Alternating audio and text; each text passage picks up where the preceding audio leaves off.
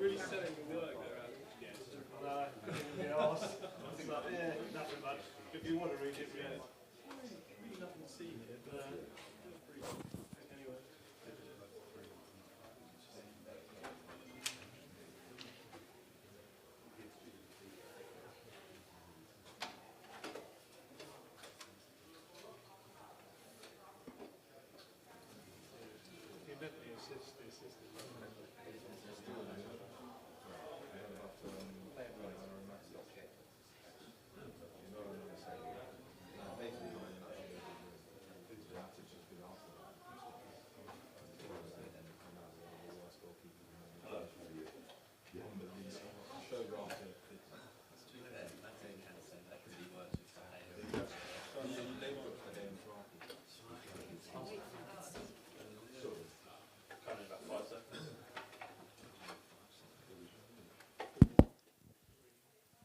This picks up.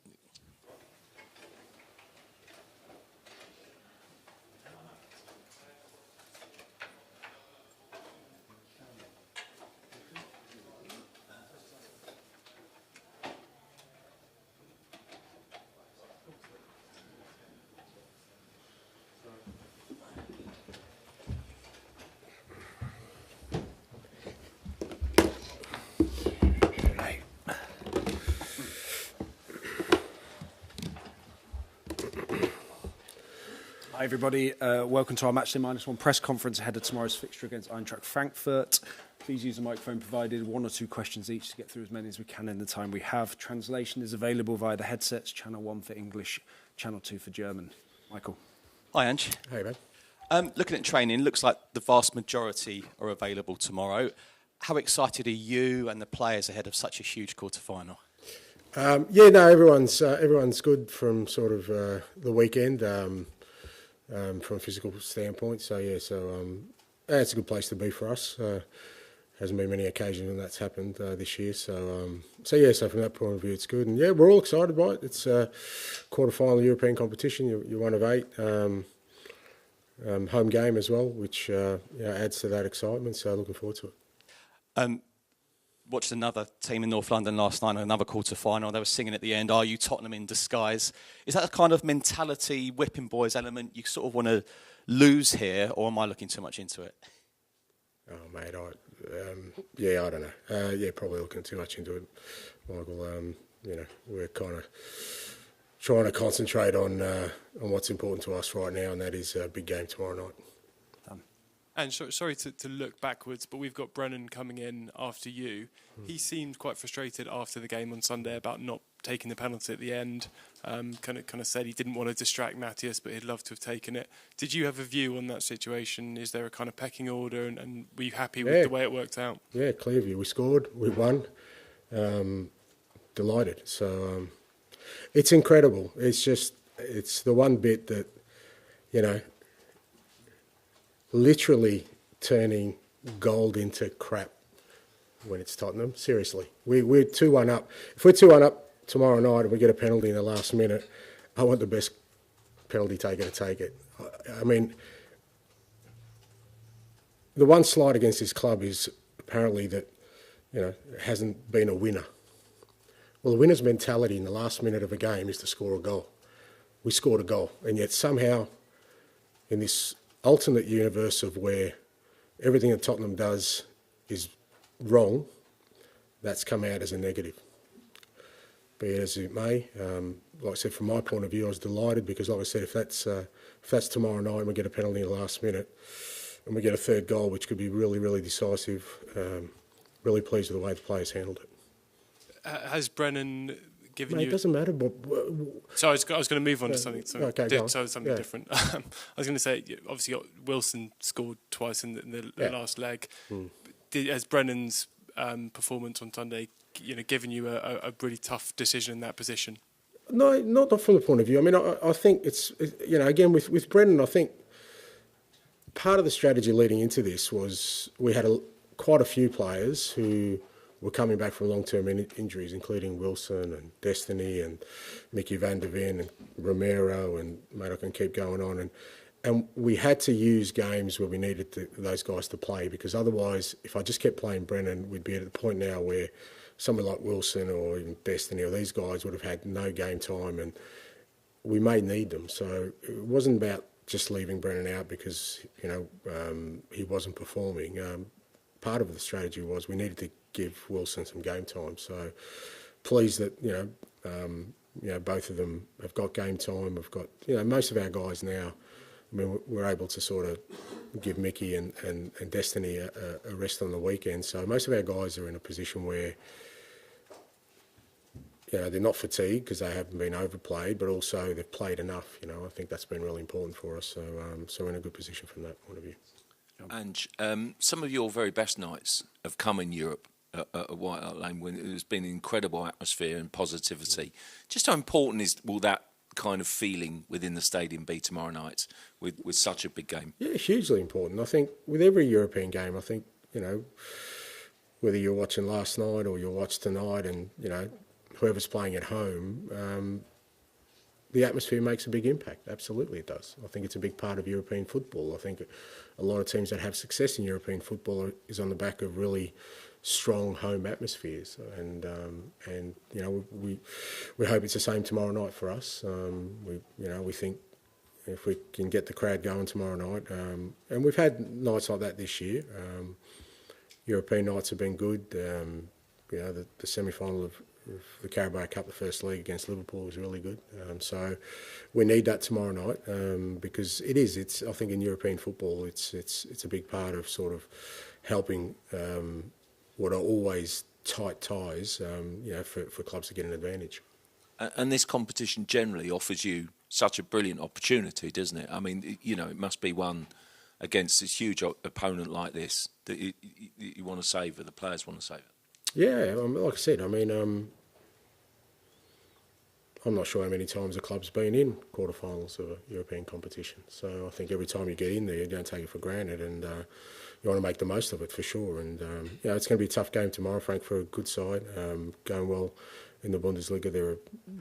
They've got a mixture of some real exciting young players, but also some experience in there, and it'll be a good challenge for us. But I think when you get to the last stage of a European competition, I think that's what you expect to face, and looking forward to it. George. And you mentioned how long it's been since Tottenham won something. There's so much at stake for this competition, Champions League. Now you're in the last stages. Just how do you go about changing the mentality of the club that winning something becomes normal, particularly this season? Well, we're still a little bit away from that. It's only the quarter-final stage, but you've got yourself to a position where you have an opportunity to progress, to the final stages. So it's just one step at a time, and the most important thing is that tomorrow night, like I said, we focus on having a strong performance at home. Make sure that we play the football that we want to play, and we've tried to play. I think we're slowly getting ourselves back into that sort of ability to maintain the levels we need to on a more consistent basis with the players we've got available. So that's got to be the focus. How do you think the team's done since you've had more players back? Have you been happy with what you've seen over the last 6 or 7 weeks? Oh, I can assure you it hasn't been 6-7 weeks, but anyway, I think we've been okay. But again, it's been disruptive because, like I said, we've had to juggle getting players game time with, also resting some players at different times so that we can get to this position where we've got a fairly fit and strong squad to tackle what's ahead. I thought first half on the weekend was really good. I thought there was some real good signs both with and without the ball that the lads are getting stronger in the areas we need them to. Thank you. Tom. You answered Dan earlier talking about how people turn gold into crap at the moment. There's a sort of sense of frustration at the moment in the last few weeks, what you were saying the other day about being on the lone voice, speaking up for Spurs. How much is there anger in the dressing room wanting to prove to people this season with this particular game that the team still is strong, still is fighting, and a quality side? Look, I think that feeling exists, but not because of that. I don't think they want to sort of prove it. I mean, like that, and I don't think that's kind of a healthy motivation to have, because ultimately you can't win that contest. I just think we're in that position now where, as I said, even the good stuff we may do is going to be turned into some sort of half glass full kind of rhetoric. So from that perspective, I don't think we can. Am I interrupting somebody at the back there? From our perspective, I don't think that can be a driver in what we want to do. The lads are really keen to, as I said, get ourselves to be in a position where we can bring success to the club, keep sort of driving the principles of why we started this whole sort of journey in terms of the kind of football we want to play. Really stick together as they have through the toughest of periods, and now hopefully, we've worked our way into a position where we can make an impact for our season in a real disappointing season for us. I just think there's a real determination to take the opportunity that they've earned up until this point, rather than, like I said, I just don't think you can win that argument of convincing people. I think I think John wrote, even if we win it, I'm gone anyway. So, that's I'm not saying I'm going to go at you. That's just, I think, the general sentiment of people. So if you're trying to use that as a motivation, you're not going to win that anyway. So there's got to be something more in it for us. And for us, what the most important thing as a group is that, like I said, we've been through a really tough time, but we're still in a position where we can make an impact.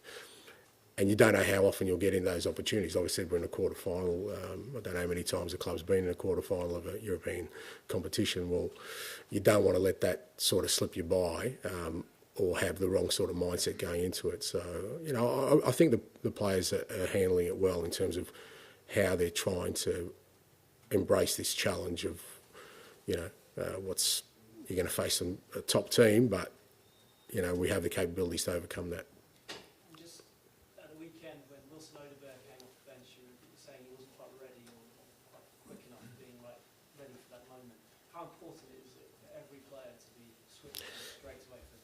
Yeah, hugely so, and the point I was trying to make with Wilson was he was a key contributor to us winning the penalty at the end. So he makes a big impact. So it's about all the players, not just them, not just Wilson. It was just an example I used, but you kind of know that in European competition it's over two legs, and more than likely the dying stages of both legs are going to be hugely important in the way you sort of handle that, and usually that's going to be handled by guys who are coming on. No one starts and finishes a game with the same 11 players, so it's about having a readiness for that. And I said at the moment, like, we've got some really good options off the bench, and I want the guys to be ready to not just come on and sort of play their minutes, but come on and really make an impact. Because like I said, he's the one that won the ball for us for Brennan's penalty, and that's the kind of impact we need from the whole group now. Because it's going to take the challenge of the whole group to overcome. If you could pass it down to Ali, please. Thank you. You're always very proud of the coaches you work with going on to become managers. What do you make of Chris Davies and winning promotion at Birmingham? Yeah, delighted for him. Really enjoyed working with Chris. I mean, he was only with me for a short time last year, but really enjoyed working with him. He was a big part of sort of what we built last year. From we had to sort of. It was ground zero in terms of building a whole sort of football program in a different direction, and he was a big part of that. And delighted for him. It's always your first job is pretty important when you're kind of trying to embark on a career as a senior manager, and he's done brilliantly well, which is not surprising. And I'm sure there's more to come from him. I mean, you're used to chopping and changing staff and going in with a whole new staff. How did you mitigate kind of losing, I guess, the consistency he would have brought you as assistant manager in your second season? Well, I think there were still other people within the Wellesley and Meso and Billet who were with us, Birchie. So it wasn't that disruptive. And like I said, we were still very much. It wasn't like, I think it'd be more difficult if Chris was with me for 10 years and then he moves on. But I mean, the reason I kind of haven't had sort of a group of people is that that's an easy one for us to sort of travail, because like I said, there's a consistency in message with all the sort of staff I have, and like I said, he was great with us last year and I was more than pleased for him to sort of take his opportunity, and he's done well with it. Last one, please, George. It's obviously a tough season, a tough time for the club and for yourself, and you mentioned the speculation around your job. How much has this competition kind of kept you going as a chance to, no matter what happens, leave your mark on this club? Yeah, look, like I said, the only reason I mentioned John's article is not because I think that's a general sentiment that, I've said before, that's not what drives me. I came to this club with a clear sort of purpose and vision of what the club needed and what I could offer, and that is change the way the game, the team plays, to obviously rejuvenate the squad, because it was a squad that was coming to the end of a cycle, and bring success. And as long as I'm in this position, that's always my focus. And irrespective of whatever noise there is or whatever there may or may not be in the future, I don't see that should diminish my sort of burning ambition and desire and my determination to make that happen. I mean, that's anything you achieve in life, usually comes with a struggle. Certainly everything I've achieved in my life has come with a struggle, from a professional perspective. So this is just another struggle, but never through this struggle have I thought, I've lost the will to fight for what I think is the right thing to do, and we'll continue to do that. Thank you. Thanks.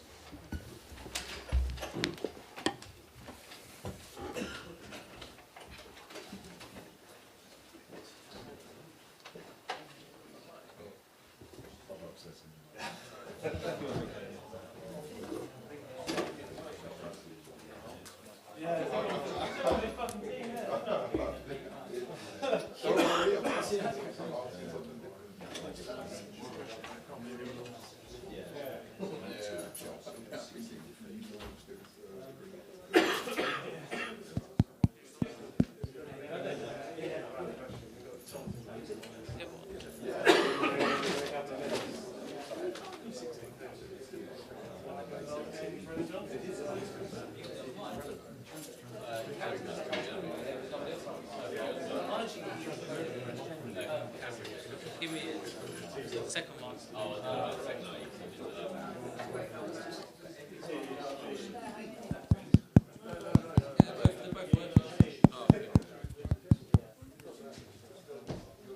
One, two, 1, 2.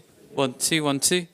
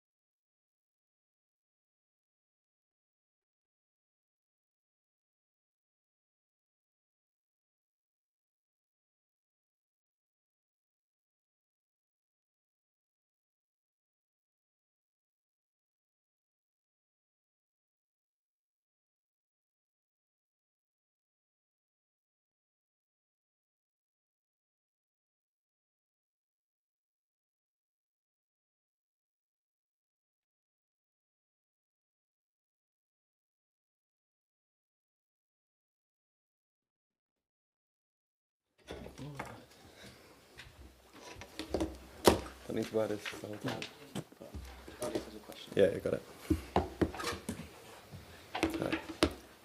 Good afternoon, everyone. We'll take questions for Brennan Jods for 10 minutes, and we'll try to get through as many questions as we can in this time.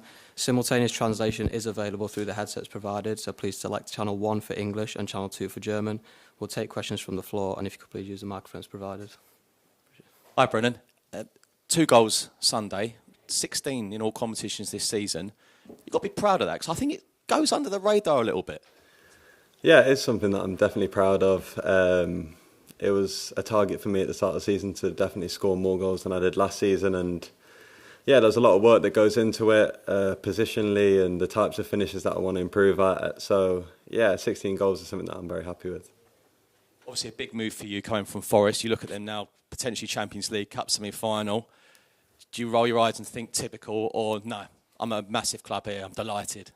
No, I think, of course, I'm happy for Nottingham Forest and the season that they're having, but I'm delighted to be here. I've loved it every second, and I think, yeah, the size of the club and the people within the club and the fans, yeah, it's something that I couldn't only have wished for when I was younger. So yeah, really happy to be here.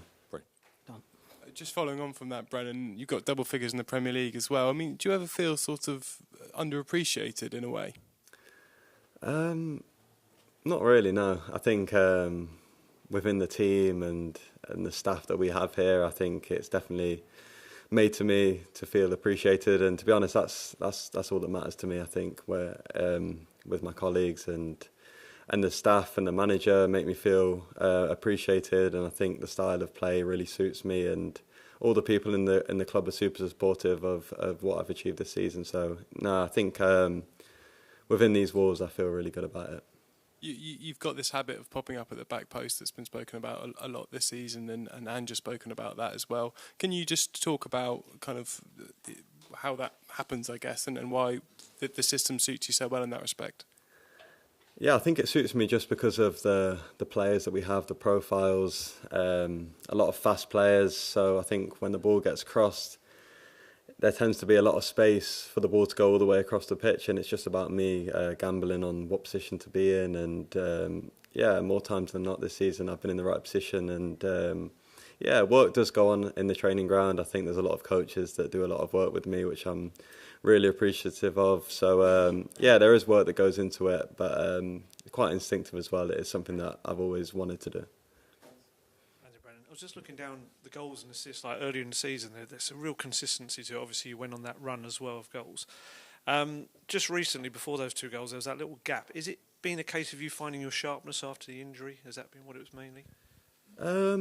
Possibly, yeah. I think it was disappointing in picking up an injury that maybe went on a bit longer than I would have wanted it to. So yeah, I think after the injury, it's always tough to kind of hit the ground running. I did score a couple against Ipswich, but I think after that the games came really thick and fast, and it was just about trying as best I can to build up my sharpness. And I feel like when I'm at my best, it is when I'm feeling really sharp and energetic and fit as well. So yeah, possibly a little bit of that, and then yeah, more just the performance maybe wasn't as high as it was before that. Something I wanted to ask you about the penalties. It was more something you said after it, that you didn't want to put off Matisse by kind of having too much of a debate about it, which is quite rare because you do see these kind of things. Kind of how important was that for you you clearly wanted to take the penalty, but didn't want to upset him or put him off his stride? Yeah, exactly. I think all of us attacking players, if there's a chance to score from 12 yards without being contested, I think anyone would want to take it. So yeah, once a decision had been made, it's not really my nature to argue or have a fight about who takes the penalty, because, as I said, I've been in a situation before where people are really reluctant to let someone else have a penalty, and it can put you off. So once the ball was with Matisse, I just wanted to get on the edge of the box and support him. And yeah, he put it away, and he's a quality player as well. So it's not like I'm doubting his quality. As soon as the ball was put in his hands, I backed him to score. Hi, Brennan. Do you want to take you back to kind of that December time when the team had all the injuries? It was a really tough period. How much did this kind of competition keep you all going as kind of light at the end of the tunnel, that when you got the players back, you could really give it a good push?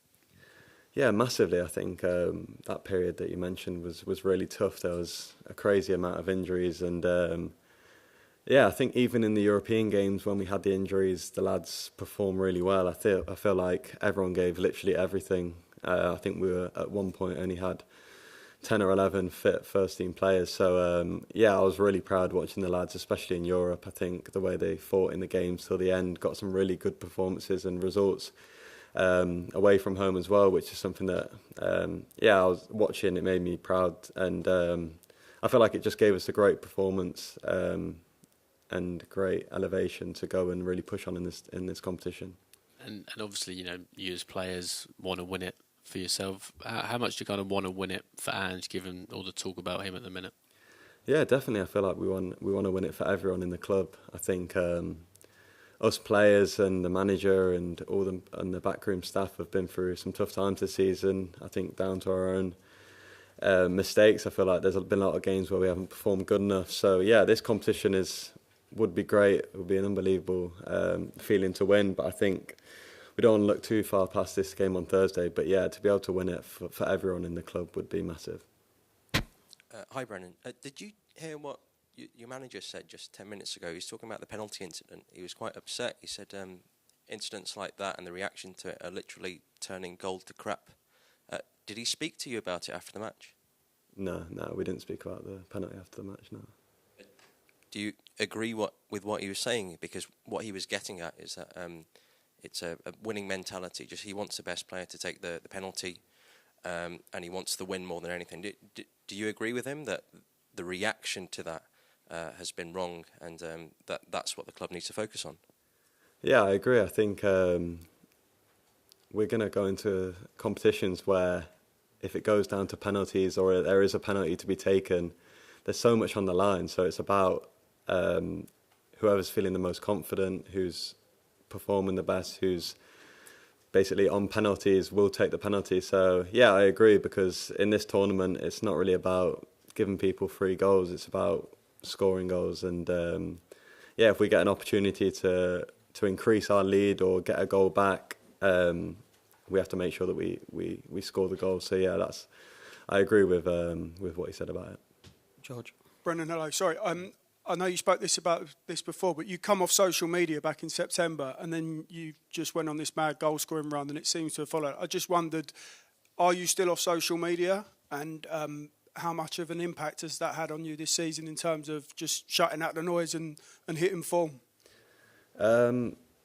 Yeah, I don't really use social media that much, to be honest. I have some accounts on it, but yeah, I don't really check it too much or on it a lot. So for me personally, I don't think it's to do with football or wanting to perform better, not at all. I think that comes down to the work on the training pitch and things like that. It's more, for me, it's just kind of what I'm spending my time on when I'm not training. I feel like I just want to make the most out of the time that I get to spend with people close to me. So yeah, it's more just a decision that way. I think the run that I went on after coming off it was a bit of a coincidence, to be honest. I feel like people thought that was the key to scoring goals. But yeah, it was kind of just a coincidence the way it happened. But yeah, that was all.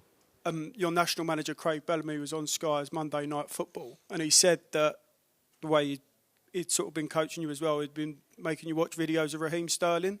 So can you just tell us how that's impacted your season as well, and basically sort of how good job Craig Bellamy and your manager's done that of getting the best out of you this year? Yeah, I've really enjoyed playing with Wales. I feel like we're in a really good place at the minute. We have some players who are playing really well in the Premier League and at the highest level. So I think the staff and the manager there have been amazing. I think yeah, they give you little bits to watch. I think a few of the members of staff had worked with Raheem Sterling, so they kind of just wanted to pass on a message that they'd worked with him, which I was all ears for, to be honest. I feel like he's an unbelievable player who's had an amazing career, kind of gets a bit of doesn't get the respect that he deserves. But yeah, he scored so many goals in the Premier League, and that's something that I want to do as well. So yeah, I was just watching that. And I noticed you scored a lot of one-touch goals this season. What's all that about? I think it's more just the position that the lads have got me in, that I don't really need to take many touches to score. So yeah, I'm very thankful of the great assists and the goals that I'm been able to score. We'll go one with Jay and then finish with Tom. Hey Brennan, you mentioned earlier about working on different types of finishing and training and positions. I wonder if you could just give us a couple of specific examples of things that you've done. Yeah, one would be, for example, the first goal on the weekend was kind of noticing that Dom had made the run to the first post, so then being in a position when the ball gets cut back on my left foot.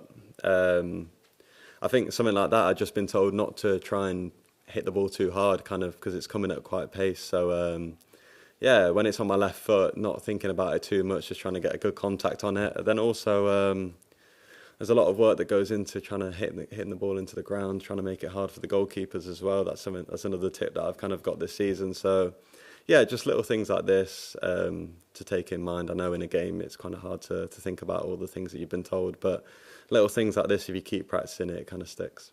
We'll finish with Tom, please. Okay, Brennan, last season you guys were chasing the Champions League, just missed out. This year the league, you know how difficult it's been. It feels like Tottenham's critics have almost enjoyed this season in terms of being quite easy to mock the team. Last night, your rivals Arsenal were singing I Tottenham in disguise to the Real Madrid team. How much do you want to win this particular tie and maybe this one to shut those critics up? Yeah, I think, well, me personally, I just want to win it for the group of players and the staff that we have. I don't really care about what other people sing and the critics, to be honest. I feel like I switched off from that a long time ago. So for me, it's just, I love the lads, all the players in the squad, all the staff, the management team. I feel like we've created a real tight-knit group, and I feel like we've all been under a lot of critics, maybe different people at different points, so it's something that we can all kind of relate to, so we all have that understanding of each other. So yeah, when it comes to tournaments like this and being able to progress, it's something that we just want to do for each other, because at the end of the day, we've had some tough times, and there'd be no better joy to celebrate with the people that have had to go through it like I have as well. Thank you very much. Perfect. Thank you.